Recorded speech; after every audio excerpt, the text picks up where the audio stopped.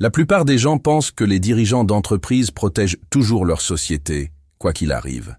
Que leur loyauté envers l'entreprise qui les a enrichis est absolue et inébranlable. Quelle belle et tragique idée fausse. Il a fallu qu'Henri Dubois, âgé de 67 ans, et un dossier poussiéreux qu'il n'avait pas ouvert depuis 20 ans, brisent complètement cette illusion et révèlent une vérité que la plupart des puissants passent toute leur vie à éviter. Je m'appelle Philippe Moreau. Vous regardez Leçon tirée d'une longue vie. Avant de plonger dans cette histoire puissante, je dois vous demander quelque chose d'important. Si ces histoires qui changent la vie vous touchent, pensez à vous abonner à Leçon tirée d'une longue vie et à activer la cloche de notification. Cela vous assure de ne jamais manquer nos récits profondément émouvants et cela nous aide vraiment à continuer de partager ces histoires transformatrices avec vous. C'était un mardi matin de novembre 2019. Henri Dubois se tenait debout dans son ancien bureau au 47e étage de la tour Pardieu à Lyon, regardant la ville s'étendre sous la brume matinale. Ses cheveux gris argentés reflétaient la lumière froide qui filtrait à travers les baies vitrées. À 67 ans, cet homme avait tout ce qu'on pouvait désirer. Une retraite confortable, une famille aimante, le respect de ses pairs. Pourtant, ses mains tremblaient légèrement en tenant une clé rouillée. Cette clé ouvrait un tiroir qu'il n'avait pas touché depuis 2 décennies. Henri avait été PDG de Dubois Industries pendant 15 ans, une entreprise familiale de composants industriels qui employait plus de 3000 personnes dans la région Rhône-Alpes. Officiellement, il était venu ce matin-là pour vider définitivement son bureau avant que le nouveau propriétaire ne prenne possession des lieux. Mais ce qu'il ne savait pas encore, c'est que ce jour allait marquer le début de la plus grande révélation industrielle de l'histoire française moderne. Le tiroir s'ouvrit avec un grincement métallique qui résonna dans le bureau vide. À l'intérieur, une chemise cartonnée beige, épaisse de plusieurs centimètres, portait une étiquette manuscrite. Consortium industriel, confidentiel absolu, 1999-2019. Henri la saisit avec la délicatesse de quelqu'un qui manipule une bombe à retardement. Et c'est là que tout a basculé. Car en ouvrant cette chemise, Henri ne regardait pas seulement des documents. Il regardait les preuves d'une conspiration qui impliquait les 15 plus grandes entreprises industrielles françaises dans la dissimulation délibérée d'une contamination chimique affectant des milliers de travailleurs et leurs familles. Des preuves qu'il détenait depuis 20 ans. Des preuves qu'il avait gardées secrètes par peur, par lâcheté, par conformisme. Mais attendez, il y avait quelque chose qu'il n'avait pas remarqué immédiatement.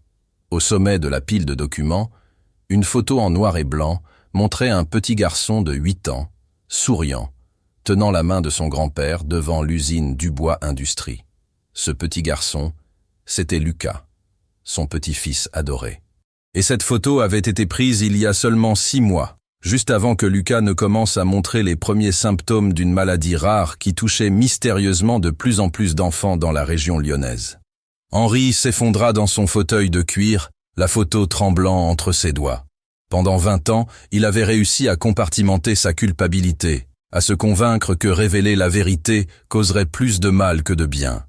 Pendant 20 ans, il avait vécu avec ce poids, cette complicité silencieuse qui rongeait son âme comme un acide. Mais maintenant, son propre sang était touché. Le téléphone de bureau sonna soudainement, brisant le silence oppressant.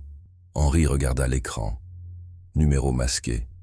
Il décrocha d'une main hésitante. « Monsieur Dubois ?» dit une voix qu'il reconnut immédiatement. Une voix qui lui avait fait promettre le silence 20 ans plus tôt. « J'espère que vous n'êtes pas en train de faire quelque chose que vous pourriez regretter. » Henri sentit son sang se glacer. Comment savait-il qu'il était là? Comment savait-il qu'il avait ouvert le tiroir? « Je ne vois pas de quoi vous parlez, » répondit Henri, mais sa voix trahissait déjà sa résolution chancelante. « Nous savons que vous êtes dans votre ancien bureau. Nous savons que vous avez ouvert le dossier. Et nous savons que votre petit-fils Lucas est actuellement hospitalisé à l'hôpital Édouard Herriot. » Le monde d'Henri s'arrêta de tourner. Comment connaissait-il l'état de Lucas? Et surtout, que sous-entendait-il exactement? « Écoutez-moi bien, Henri, » continua la voix avec une froideur calculée. « Ce dossier doit disparaître, comme il aurait dû disparaître il y a 20 ans. Certains secrets sont trop lourds pour être révélés, trop dangereux, pour tout le monde, y compris pour votre famille. Et puis, elle a dit quelque chose qui l'a figé sur place. Votre petit-fils a encore toute la vie devant lui. Il serait dommage que des complications inattendues surviennent dans son traitement. La ligne se coupa. Henri resta immobile, le combiné à la main, réalisant que ce qu'il avait pris pour une simple menace professionnelle venait de devenir quelque chose de bien plus sinistre. Il ne menaçait plus seulement sa réputation ou sa fortune. Il menaçait Lucas. Mais ce qu'Henri ne réalisait pas encore, c'est que cette menace allait déclencher en lui quelque chose qu'il avait enfoui pendant des décennies. Le courage de son père, résistant pendant la guerre, qui lui avait toujours dit qu'il arrive un moment dans la vie d'un homme où il doit choisir entre sa sécurité et son honneur. Henri regarda de nouveau la photo de Lucas, puis les documents étalés devant lui. Des rapports médicaux falsifiés, des analyses chimiques maquillées, des témoignages d'ouvriers étouffés, des familles entières détruites par une contamination que 15 PDG avaient décidé de cacher pour protéger leurs profits. Et c'est là qu'Henri Dubois, à 67 ans, prit la décision qui allait changer sa vie et ébranler toute l'industrie française.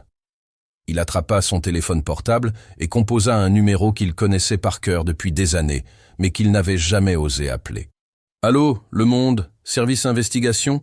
Je voudrais parler à Marie Blanchard. Dites-lui qu'Henri Dubois souhaite lui confier l'histoire du siècle. » Mais pour comprendre pourquoi cette décision était si révolutionnaire, et pourquoi Henri avait gardé ce secret pendant 20 longues années, il faut que je vous raconte ce qui s'est passé lors de cette réunion secrète de 1999, quand un jeune PDG ambitieux a découvert que l'industrie française cachait quelque chose de bien plus sombre qu'il n'aurait jamais pu l'imaginer. 1999. Henri Dubois avait alors 47 ans et venait tout juste de prendre la direction de l'entreprise familiale après le décès subit de son père.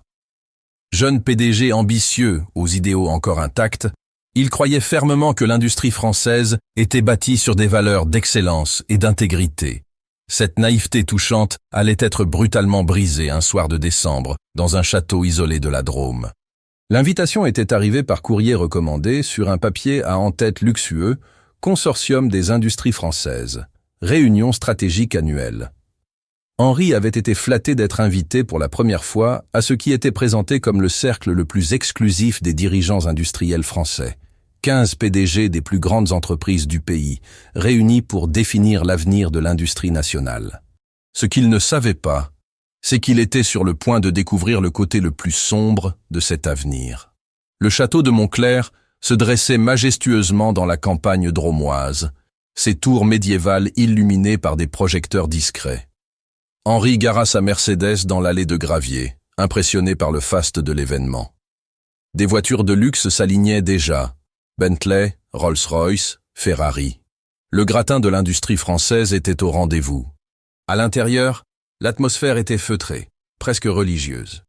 Des hommes en costumes sombres discutaient à voix basse dans le grand salon aux boiseries sculptées. Henri reconnut immédiatement plusieurs visages. Bernard Mercier, PDG de Mercier Chimie, Jacques Fontaine de Fontaine Métallurgie, Philippe Rousseau des laboratoires Rousseau. Mais c'est là que tout a pris une tournure inattendue. « Henri, mon cher Henri !» Une voix chaleureuse résonna derrière lui. C'était Alain Moreau, PDG de Moreau Industries, un homme de 65 ans au charisme naturel et au sourire perpétuellement bienveillant. « Bienvenue dans notre petit cercle. Votre père nous manque énormément, vous savez. » C'était un homme compréhensif. Ce dernier mot fut prononcé avec une intonation particulière qu'Henri ne saisit pas immédiatement. Le dîner se déroula dans une ambiance conviviale.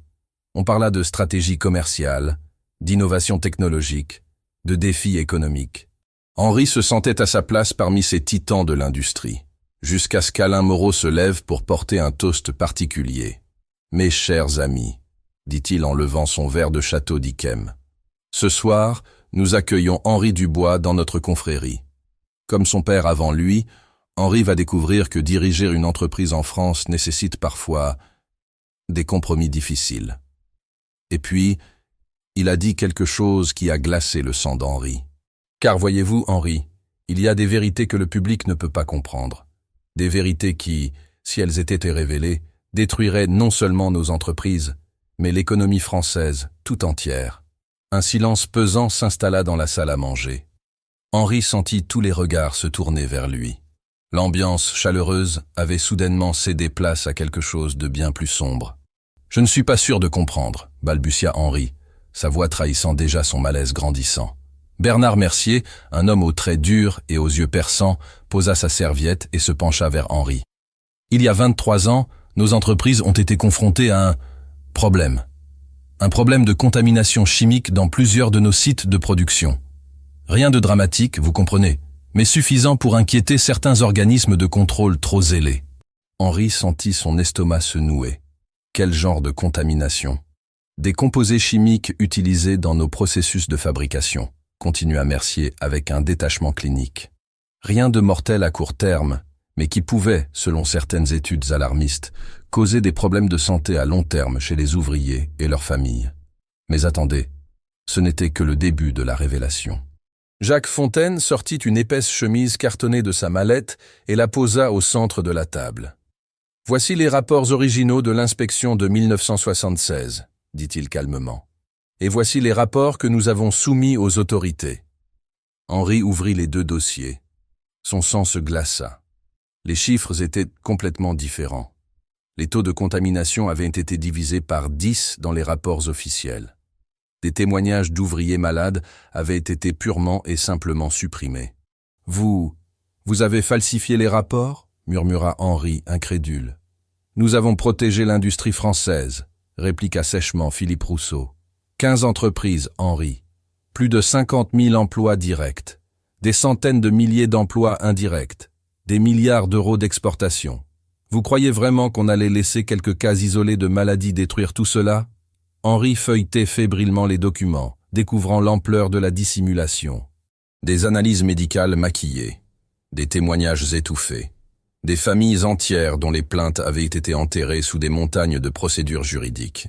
Et c'est là qu'Alain Moreau a prononcé les mots qui allaient hanter Henri pendant les 20 années suivantes. Votre père était au courant, Henri. Il a signé les accords de confidentialité en 1976. Il a compris que certains sacrifices étaient nécessaires pour le bien commun. Le monde d'Henri s'effondra. Son père, cet homme qu'il admirait, ce résistant de la guerre qui lui avait enseigné les valeurs d'honneur et d'intégrité, avait été complice de cette conspiration pendant plus de 20 ans.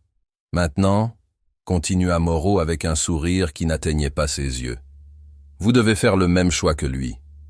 Soit vous rejoignez notre cercle et vous bénéficiez de notre protection mutuelle. Soit, il laissa sa phrase en suspens, mais le message était clair. Henri regarda autour de lui. 15 visages l'observaient avec une intensité troublante. 15 hommes puissants qui avaient bâti leur fortune sur un mensonge collectif. 15 complices qui attendaient qu'il devienne le 16e. Et si je refuse ? Demanda Henri d'une voix à peine audible. Bernard Mercier éclata d'un rire froid. Mon cher Henri, vous dirigez une entreprise de 3000 employés. Vous avez des contrats avec l'État français pour plusieurs milliards d'euros.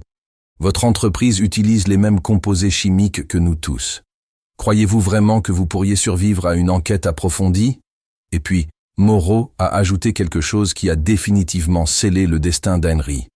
D'ailleurs, nous avons pris la liberté de faire analyser vos propres sites de production. Les résultats sont préoccupants. Il serait dommage que ces analyses tombent entre de mauvaises mains. Il fit glisser une enveloppe scellée vers Henri. À l'intérieur, des rapports détaillés prouvaient que l'usine Dubois Industrie présentait les mêmes problèmes de contamination que les autres. Des rapports qu'Henri n'avait jamais vus, mais qui existaient bel et bien. Henri réalisa qu'il était pris au piège. S'il révélait la conspiration, il révélait aussi sa propre culpabilité. S'il se taisait, il devenait complice. Dans les deux cas, sa famille, ses employés, sa réputation, tout était en jeu. « Nous ne vous demandons rien d'extraordinaire », murmura Moreau avec une fausse bienveillance. « Juste de continuer à diriger votre entreprise comme votre père l'a fait, en homme responsable, en patriote. » Henri regarda une dernière fois les documents étalés devant lui. Des milliers de vies brisées, des familles détruites, des enfants malades.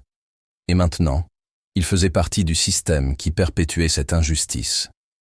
D'une main tremblante, il signa l'accord de confidentialité.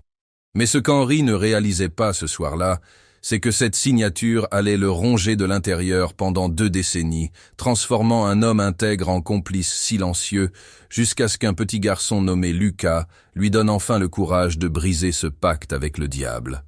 20 années. 20 longues années à porter ce poids, à vivre avec cette culpabilité qui rongeait Henri de l'intérieur comme un cancer silencieux. Vous savez, on imagine souvent que les secrets finissent par s'estomper avec le temps, que la conscience finit par s'habituer au compromis. Quelle erreur tragique. Pour Henri Dubois, chaque jour était un rappel de sa lâcheté. Chaque sourire de ses employés, une gifle à sa conscience. Les premières années après cette nuit de 1999 furent les plus difficiles.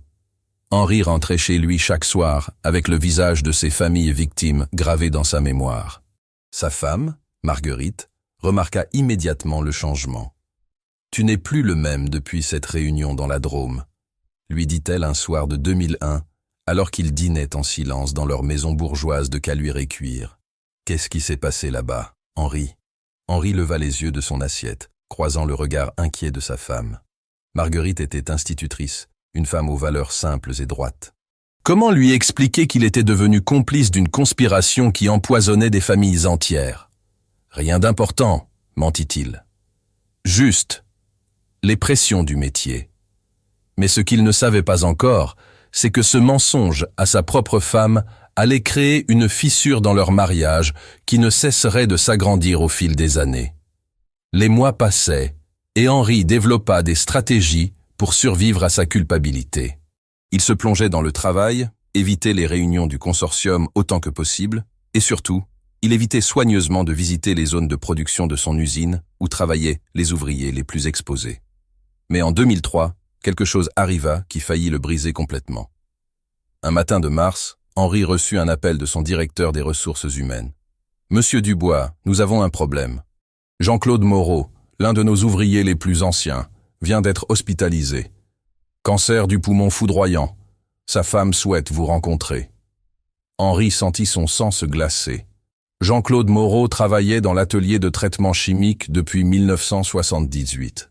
Exactement la zone la plus contaminée selon les rapports secrets. « Dites-lui que je suis en déplacement, » balbutia Henri. Mais Marie Moreau, la femme de Jean-Claude, ne se laissa pas décourager.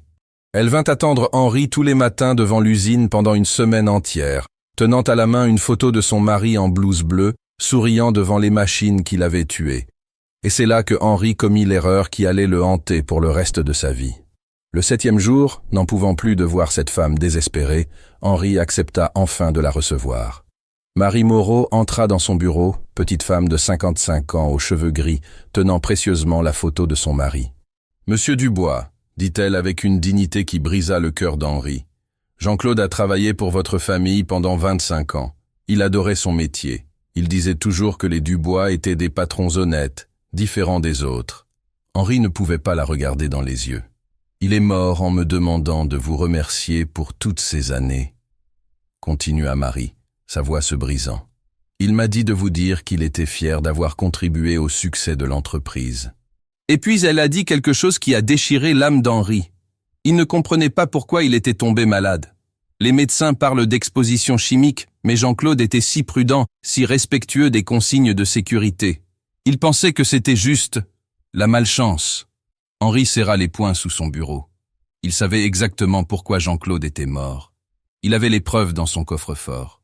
Et cette femme, cette veuve innocente, le remerciait pour avoir tué son mari.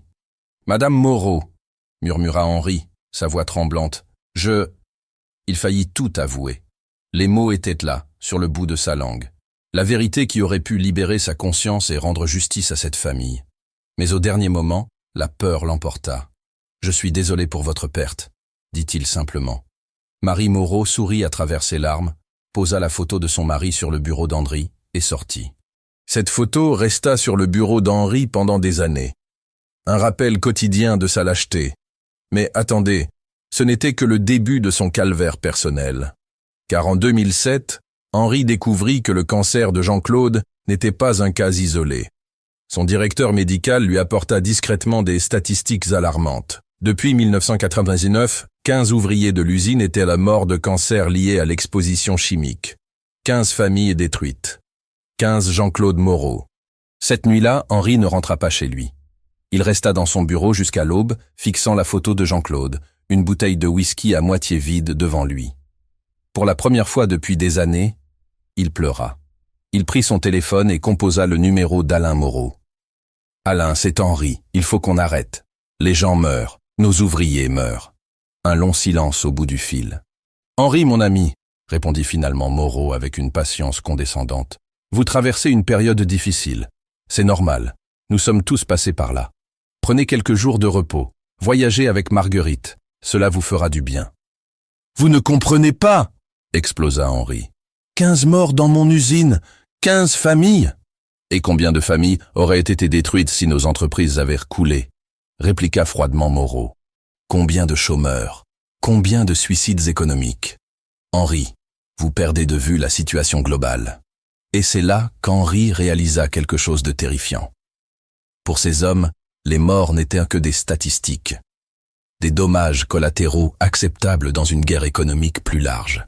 Ils avaient complètement déshumanisé les victimes. « Si vous ne pouvez plus assumer vos responsabilités, » continua Moreau d'une voix glaciale, « nous pouvons toujours révéler certaines informations sur vos propres pratiques. Je suis sûr que les familles de vos ouvriers morts seraient très intéressées d'apprendre que leur patron connaissait les risques depuis des années. » La menace était claire. Henri raccrocha, anéanti.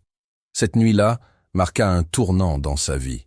Il comprit qu'il était prisonnier à vie de cette conspiration, qu'il ne pourrait jamais s'en échapper sans détruire sa famille, son entreprise et, paradoxalement, les familles de ses propres employés. Les années suivantes furent un enfer psychologique. Henri développa des insomnies chroniques, des crises d'angoisse, une dépression qu'il cachait soigneusement à son entourage. Il consulta discrètement plusieurs psychiatres, mais comment expliquer sa culpabilité sans révéler le secret? Sa relation avec Marguerite se détériora progressivement. Elle sentait qu'il lui cachait quelque chose d'énorme, mais Henri ne pouvait rien dire. Leurs enfants, devenus adultes, remarquaient aussi le changement de leur père, cet homme autrefois jovial et confiant qui était devenu sombre et distant. En 2015, Henri eut sa première crise cardiaque. Stress, disèrent les médecins. Surmenage. Il ne savait pas que son cœur était littéralement brisé par 20 ans de culpabilité. Mais c'est en 2018 que le destin lui porta le coup le plus cruel. Sa fille Claire lui annonça qu'elle était enceinte. Henri allait devenir grand-père. Pour la première fois depuis des années, il sourit sincèrement. Peut-être que ce petit enfant lui donnerait une raison de continuer, une lumière dans ses ténèbres. Lucas naquit en mars 2019, un petit garçon aux yeux vifs et au sourire radieux. Henri tomba immédiatement sous le charme de ce petit être innocent qui ne savait rien des compromissions du monde adulte.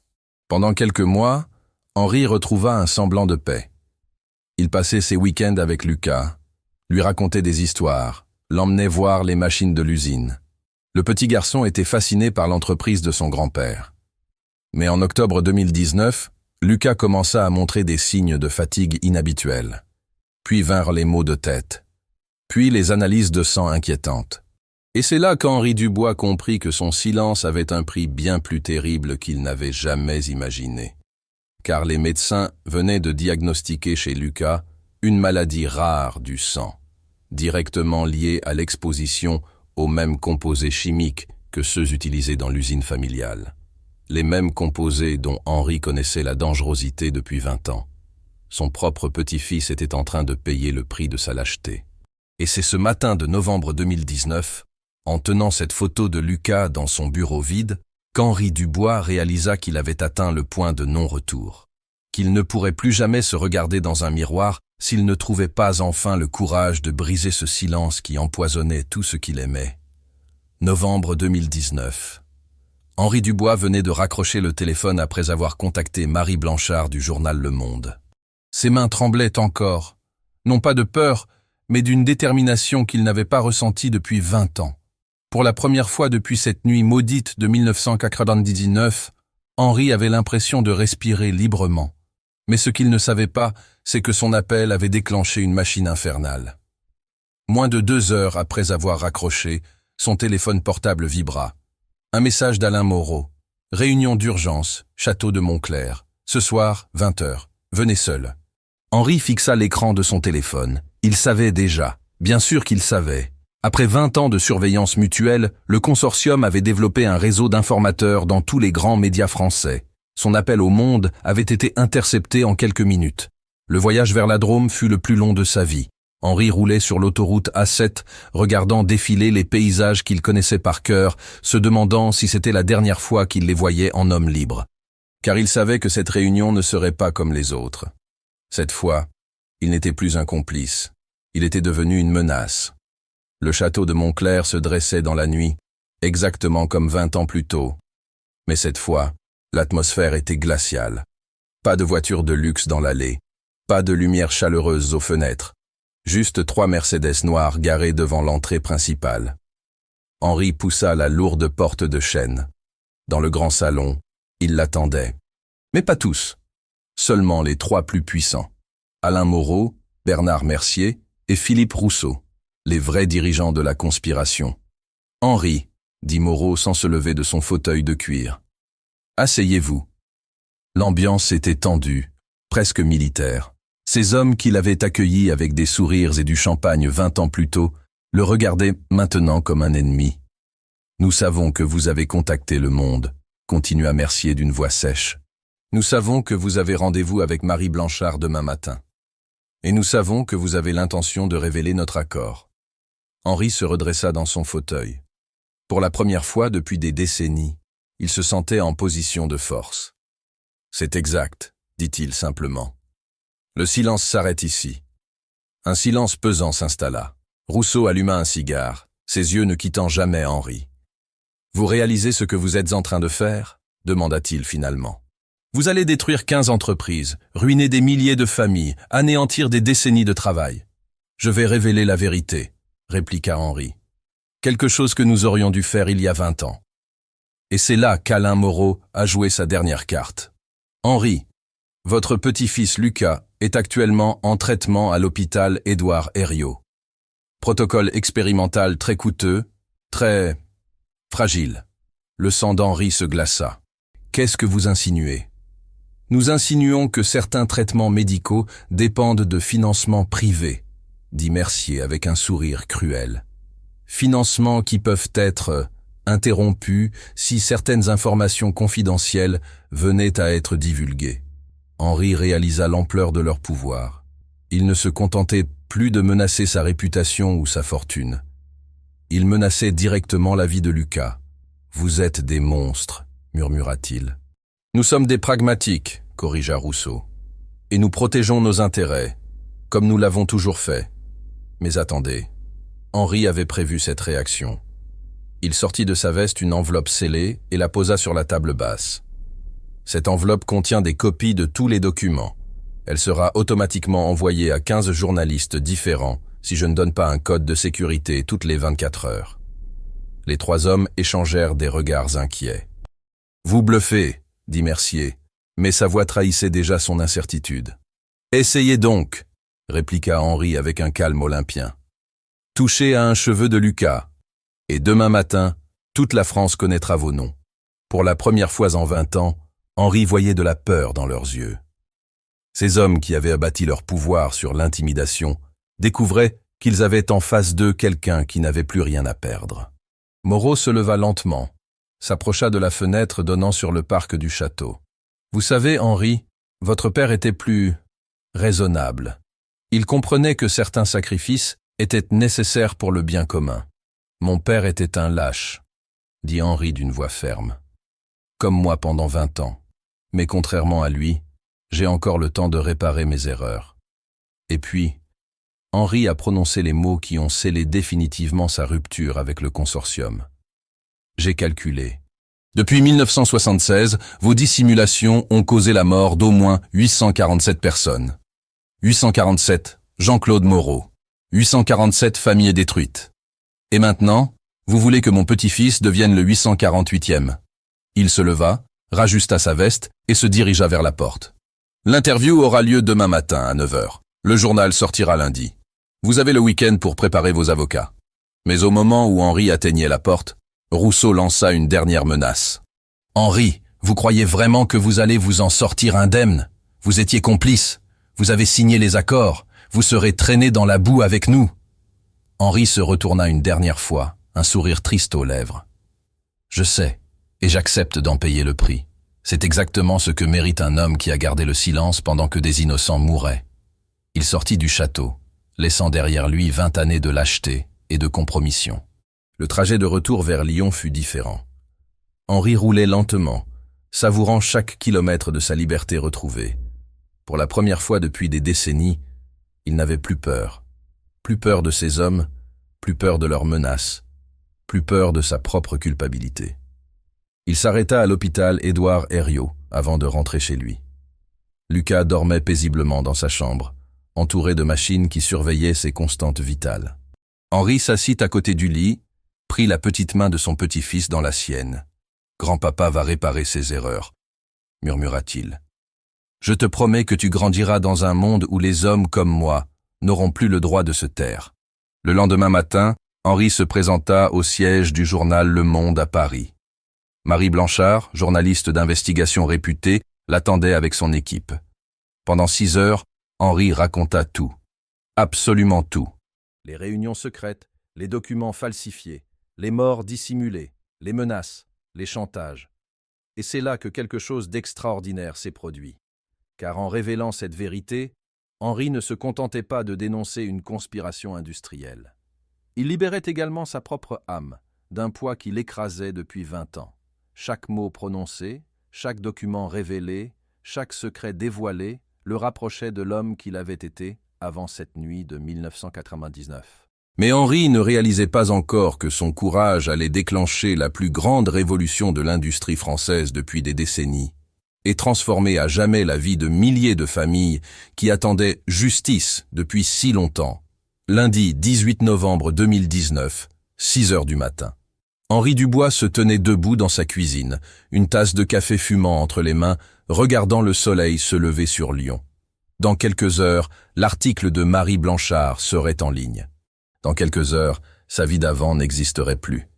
Marguerite descendit l'escalier, encore en robe de chambre, et s'arrêta en voyant l'expression de son mari. « Henri, qu'est-ce qui se passe ?» Pour la première fois en 20 ans, Henri regarda sa femme droit dans les yeux sans détourner le regard. « Marguerite, asseyez-vous. Il faut que je vous raconte quelque chose que j'aurais dû vous dire il y a très longtemps. » Et pendant 1 heure, Henri raconta tout à sa femme. La réunion de 1999, les documents cachés, les morts dissimulés, sa culpabilité, sa lâcheté, et finalement, son courage retrouvé. Marguerite l'écouta en silence, ses yeux se remplissant progressivement de larmes. Quand Henri termina son récit, un long silence s'installa dans la cuisine. « Pourquoi maintenant ?» demanda finalement Marguerite d'une voix brisée. « Lucas », répondit simplement Henri. « Je ne pouvais pas laisser mon petit-fils payer le prix de ma lâcheté. » À 9 heures précises, l'article de Marie Blanchard fut publié en ligne. Le titre faisait la une du site du Monde. Révélation. Comment 15 géants de l'industrie française ont dissimulé une contamination mortelle pendant 43 ans. Et c'est là que tout a explosé. En quelques heures, l'article fut partagé des centaines de milliers de fois sur les réseaux sociaux. Les chaînes de télévision interrompirent leur programme pour des éditions spéciales. L'Élysée publia un communiqué promettant une enquête immédiate. La bourse de Paris s'effondra. Mais ce qui marqua le plus Henri, ce furent les témoignages qui affluèrent dans les heures suivantes. Des centaines de familles sortirent de l'ombre. Des veuves comme Marie Moreau, des enfants devenus adultes qui avaient perdu leurs parents, des ouvriers malades qui n'avaient jamais compris pourquoi leur santé se détériorait mystérieusement. Tous ces gens qui avaient souffert en silence pendant des décennies découvraient enfin la vérité. Marie Moreau fut l'une des premières à téléphoner à Henri. « Monsieur Dubois », dit-elle d'une voix tremblante d'émotion, « je viens de lire l'article. Je ne sais pas quoi dire. » Henri sentit sa gorge se serrer. « Madame Moreau, je vous dois des excuses que j'aurais dû vous présenter il y a 16 ans. »« Non », répondit-elle fermement. « Vous m'avez donné quelque chose de bien plus précieux que des excuses. Vous m'avez donné la vérité. Enfin, je sais pourquoi Jean-Claude est mort. Mais attendez, les conséquences allaient bien au-delà de ce qu'Henri avait imaginé. Dans les heures qui suivirent, une véritable tempête médiatique secoua la France. Les 15 entreprises impliquées virent leurs actions s'effondrer. Alain Moreau, Bernard Mercier et Philippe Rousseau furent convoqués d'urgence par leur conseil d'administration. Des manifestations spontanées éclatèrent devant leurs sièges sociaux, mais Henri ne s'attendait pas à ce qui allait suivre. À 14 heures, son téléphone sonna. C'était Alain Moreau, mais cette fois, sa voix avait perdu toute sa superbe. « Henri, qu'est-ce que vous avez fait ?»« J'ai fait ce que j'aurais dû faire il y a 20 ans, » répondit Henri calmement. « Vous nous avez tous détruits, nos entreprises, nos familles, nos réputations. » Et c'est là qu'Henri a prononcé les mots qui ont définitivement fermé ce chapitre sombre de sa vie. « Non, Alain, nous nous sommes détruits nous-mêmes, il y a 20 ans. Moi, j'ai simplement arrêté de mentir. » La ligne se coupa. Henri ne reparlerait jamais à Alain Moreau. Dans les jours qui suivirent, Henri découvrit quelque chose d'extraordinaire. Car en révélant cette vérité, il ne se contentait pas de dénoncer une conspiration. Il libérait également des centaines de familles d'un mystère qui les rongeait depuis des décennies. Les appels affluaient de toute la France. Des fils qui comprenaient enfin pourquoi leur père était mort prématurément. Des mères qui découvrirent la cause des maladies de leurs enfants. Des communautés entières qui réalisaient qu'elles avaient été empoisonnées en silence. Mais c'est l'appel de sa propre fille, Claire, qui bouleversa le plus Henri. « Papa », dit-elle en pleurant au téléphone, « je viens de comprendre pourquoi Lucas était malade. Et je viens de comprendre pourquoi tu as été si distant toutes ces années. » Henri ferma les yeux, sentant 20 ans de culpabilité s'évaporer enfin. « Claire, Non, papa. Laisse-moi parler. Je suis fier de toi. Fier que tu aies trouvé le courage de faire ce qui était juste. Lucas va guérir, papa. Les médecins sont optimistes. Et nous, on va guérir aussi. En famille. » Cette conversation marqua le début d'une transformation profonde chez Henri. Car en révélant la vérité, il découvrait quelque chose qu'il avait oublié depuis longtemps. Le pouvoir rédempteur du courage moral. 3 mois plus tard, Henri se tenait dans le bureau du procureur de la République de Lyon.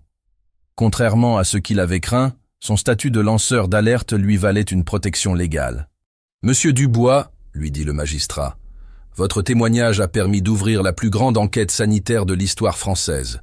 15 entreprises sont mises en examen. Des milliers de victimes vont enfin obtenir justice. » Mais la vraie récompense d'Henri ne venait pas de la justice. Elle venait de Lucas. Car 6 mois après les révélations, le petit garçon était en rémission complète. Les médecins parlaient de guérison exceptionnelle, de miracle médical. Henri préférait y voir un signe. Comme si la vérité libérée avait également libéré Lucas de cette malédiction familiale. 1 an après les révélations, Henri se promenait dans le parc de la Tête d'Or avec Lucas. Le petit garçon, maintenant en parfaite santé, courait devant lui en riant. « Grand-papa », dit Lucas en s'arrêtant près du lac.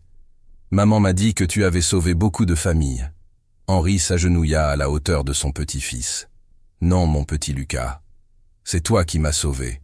Tu m'as donné le courage de faire ce qui était juste. » « Comment ? » En me montrant que l'amour était plus fort que la peur, que protéger ceux qu'on aime, ce n'est pas garder des secrets.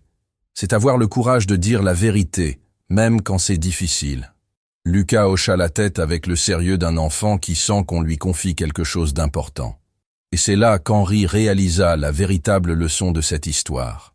Pendant 20 ans, il avait cru que garder le silence protégeait sa famille. Il avait cru que révéler la vérité détruirait tout ce qu'il aimait. Quelle erreur monumentale. En réalité, c'est le silence qui détruisait tout. Le silence qui empoisonnait ses relations, qui rongeait sa santé mentale, qui menaçait même la vie de Lucas. La vérité, elle, avait tout libéré. Aujourd'hui, Henri Dubois a 70 ans. L'entreprise familiale a été vendue à un consortium éthique qui s'est engagé à maintenir tous les emplois et à dépolluer les sites. Henri a utilisé l'argent pour créer une fondation d'aide aux victimes de contamination industrielle. Il passe ses journées à témoigner dans les écoles, racontant aux jeunes que l'intégrité n'est pas un luxe qu'on peut se permettre quand tout va bien, mais une nécessité absolue, surtout quand tout va mal. Le procès du consortium de la mort s'achèvera bientôt. 15 condamnations sont attendues, des milliards d'euros de dommages et intérêts, et surtout, une prise de conscience collective. Mais pour Henri, la vraie victoire était ailleurs. Elle était dans le sourire de Lucas, qui grandit en bonne santé, dans le regard de Marguerite qui a retrouvé l'homme qu'elle avait épousé, dans la paix qu'il ressent chaque matin en se levant. Car Henri Dubois a appris que le courage moral n'a pas d'âge, qu'il n'est jamais trop tard pour choisir l'honneur plutôt que la facilité, et que parfois, les plus belles victoires sont celles qu'on remporte contre sa propre lâcheté. Voilà l'histoire d'un homme qui a découvert qu'un seul acte de courage peut non seulement transformer une industrie entière, mais aussi racheter toute une vie. Une histoire qui nous rappelle que la vérité, même tardive, même douloureuse, reste toujours plus puissante que le mensonge le mieux organisé.